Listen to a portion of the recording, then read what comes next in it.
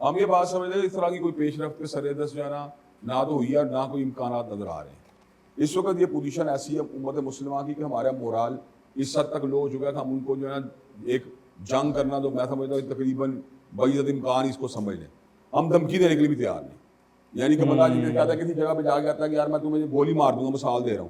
تو وہ یہ کہتا ہے کہ اگر تم نے یہ کام نہ کیا تو میں تمہیں چھوڑوں گا نہیں۔ اس حد تک بھی ہم اپنا جو ہے نا کوئی کیا وجوہات ہیں جیسے دینے کے تیار ہیں۔ میں یہ بات سمجھتا ہوں کہ جو اس وقت امت مسلمہ کی کرنٹ جو پوری سچویشن ہے، جس کنٹمپریری سینیریو ہم گزر رہے ہیں، اس کے اندر جو اکنامک جو ہے نا آپ کا انٹرسٹ وہ بہت اہم ہو چکا ہے، اور تمام کی تمام امت کا کسی نہ کسی لیول کے اوپر کسی نہ کسی سطح کے اوپر جو ہے نا امریکن اس سے جو ہے نا امدادی جو کاروائیاں ان کے ساتھ کسی نہ کسی اعتبار لنک ہے۔ ہم یہ بات سمجھتے ہیں کہ اس کے مد مقابل جو اسرائیل کے امریکہ کو جو انفلوئنس ہے، یا اسرائیل اور امریکہ کی جو اپنے ٹائیز ہیں اس قدر کلوز ہیں کہ ان ٹائیز کو دیکھتے ہوئے امت مسلمہ بجائے اس کے ان پہ پریشر ڈالے خود پریشرائز ہو جاتی ہے، اور وہ بات سمجھتی ہے اگر ہم نے ان کی مخالفت مول لے لی تو کل ہمارے جو معاشی مفادات ہیں ان کا کون تحفظ کرے گا۔ تو اس موقع کے پر وہ علماء جو اس موقع پر یہ بات کہتے ہیں کہ یار اپنے مسلمان بھائیوں کی حمایت کریں، تو میں یہ بات سمجھتا ہوں شاید وہ ان کو انتہا پسندی سمجھتے ہوں، شاید ان کے بارے میں یہی بات سمجھتے ہوں کہ پاکستان کو وہ کسی گمبھیر قسم کی معاشی دلدل میں دھکیلنا چاہتے ہیں، شاید وہ یہ سمجھتے ہوں یہ ہم لوگوں کی جنت میں رہتے ہیں، جو کرنٹ جو کنٹمپریری سینیریو اور یا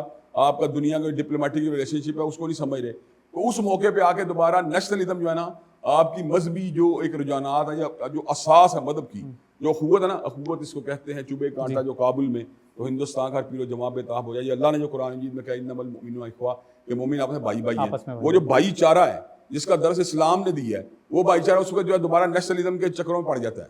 اور اس نیشنلزم کے آپ نے دیکھا ہوگا کئی مرتبہ ہم سیگریگیٹ ہو جاتے ہیں کس سے، افغانستان سے، کئی مرتبہ ہم سیگریگیٹ ہو جاتے ہیں جناب والا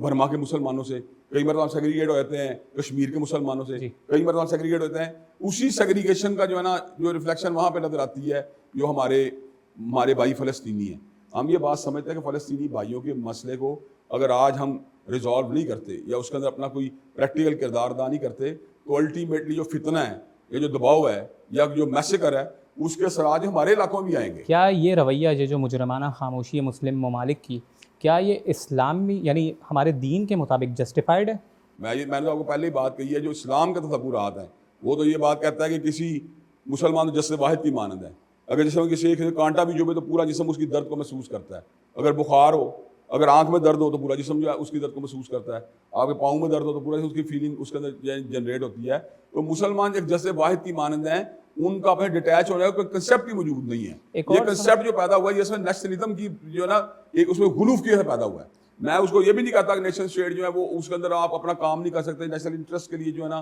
کوئی آپ کوشش نہیں کر سکتے میرا ملک ترقی کرے، میری قوم ترقی کرے، یہ جذبات اپنی بجائیں۔ لیکن جہاں پہ یہ بات نظر آئے کہ انسانیت کو دبا کیا جا رہا ہے یا میرے دین کو دبا کیا جا رہا ہے یا میرے قبلے کو دبا کیا جا رہا ہے، تو اس موقع کے اوپر پھر مجھے نا ایک اسٹیپ اپنے نیشنل جو انٹرسٹ ہے اس سے آگے بڑھ کے مجھے مذہبی تناظر میں سوچنا چاہیے۔